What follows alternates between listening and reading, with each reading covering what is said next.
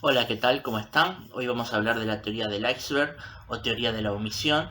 Esta teoría o esta técnica que fue expresada por primera vez, por lo menos con este nombre, no es que la haya aplicado por primera vez este autor, pero que sí le dio este nombre, fue Ernest Hemingway, el escritor estadounidense.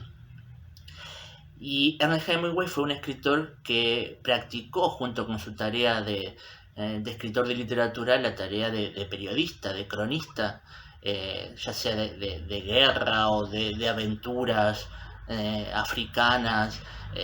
Ejerció esa tarea como escritor y como periodista.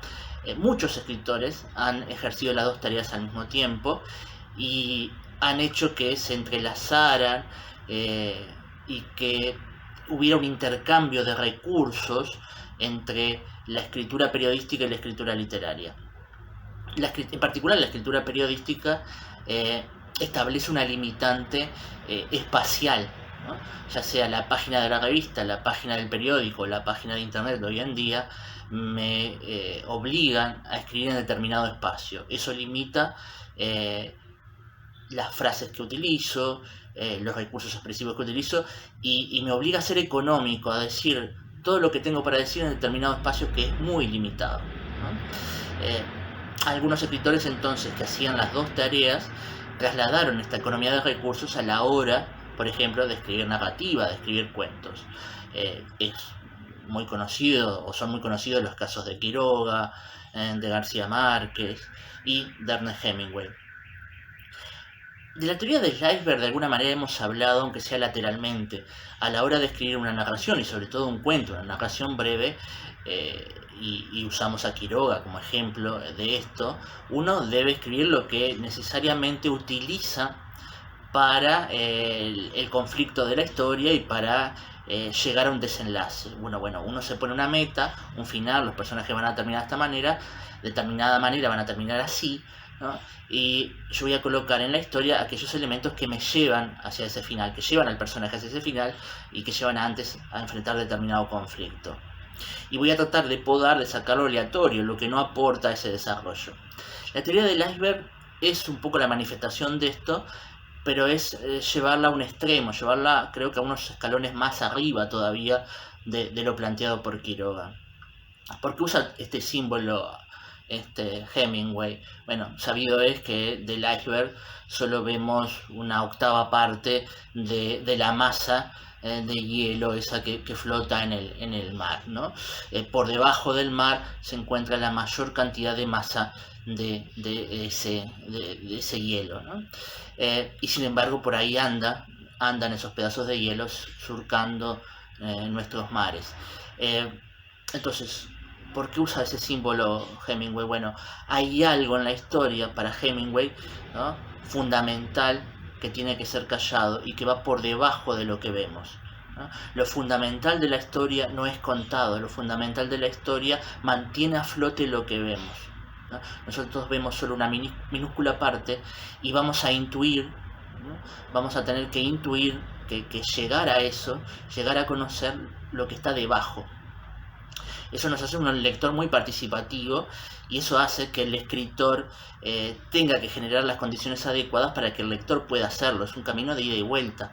Me parece fundamental comprender esto, y que también lo dice Hemingway, es que tiene que haber digamos, una sinceridad del escritor, que no omite cosas porque no las sepa, perdón, ¿no? No es que va contando y los espacios en blanco aparecen porque el escritor mismo no conoce toda la historia que está contando. No, el escritor debe verazmente conocer todos los hechos que le suceden a su personaje, toda su historia pasada, todos sus antecedentes, todo debe conocer el escritor. Lo que hace después es contarnos solo una parte de lo que conoce, para que nosotros podamos intuir todo lo que no ha contado, ¿no? Podamos intuir eso exactamente que él imaginó u otras cosas, ¿no? Porque generalmente lo que vamos a hacer es intuir probablemente un porcentaje también de lo que el escritor imaginó, y otro lo vamos a poner nosotros, ¿no? Yo quisiera hablar de algunos ejemplos, de dos relatos de Hemingway y de dos de Clarice Lispector, que son bien distintos, ¿no? Eh, en Hemingway es clarísima la teoría del iceberg, bueno, él la formuló, ¿no?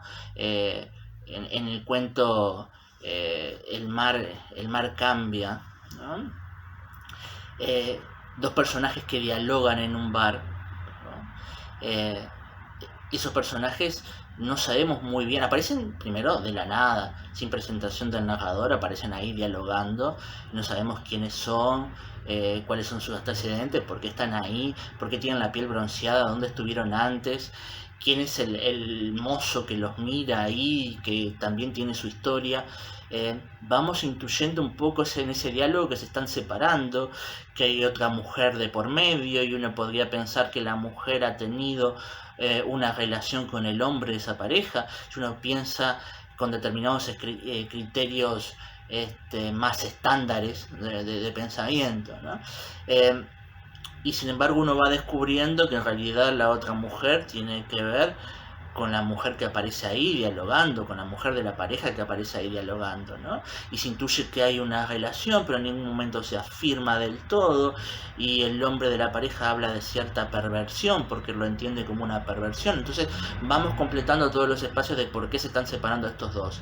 Ahora, hay un montón de detalles más que no sabemos, sino que no sabemos a ciencia cierta.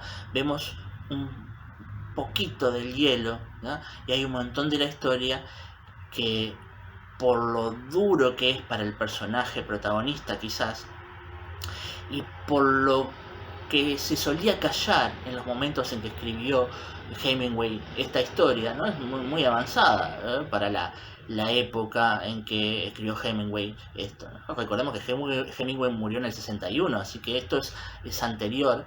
Entonces se está hablando, se está intuyendo ahí una historia de una relación lésbica y que no se dice ampliamente, y, pero la podemos intuir, podemos ver esa historia que está por debajo. Decía, bueno, la propia historia y la época en que la escribió lo obliga a emplear esta técnica a Hemingway. En el cuento del viejo sobre el puente hay toda una historia del viejo que no sabemos cómo llegó a estar solo, por qué está ahí. Tampoco se cuentan los detalles de la guerra, por los lugares que se nombra, por el Ebro, por Barcelona, por los fascistas, sabemos que, o podemos intuir que es la guerra civil española, pero no están dados los detalles ahí en extremo, ¿no? En absolutos, con sobreabundancia de información, ¿no? Está dado como una especie de fotografía del instante. El viejo está ahí sobre el puente y el soldado que quiere de alguna manera alentarlo a que siga adelante, y la preocupación del viejo por los animales que ha dejado, que en realidad seguramente no es la preocupación por los animales, sino por todo lo que va dejando atrás, pero son un montón de cosas que en realidad no están contadas ahí, que nosotros debemos completar. En Clarice Lispector parece un caso contrario, parece que contara de más, porque si vemos hasta la longitud de los cuentos de Clarice Lispector, comparándolo con la longitud de los cuentos de Hemingway, por lo menos los que yo puse como ejemplo, Amor y Lazo de Familia, son cuentos mucho más extensos, ¿no? Uno diría, pero acá Clarice Lispector y las narradoras que utiliza están contando todo. ¿De qué iceberg me hablas? No, yo creo que no, que están contando sí una gran masa del iceberg, ¿no? Pero si están contando una gran masa del iceberg, es mucho más grande lo que están ocultando todavía, ¿no? Las historias son bastante similares, ¿no?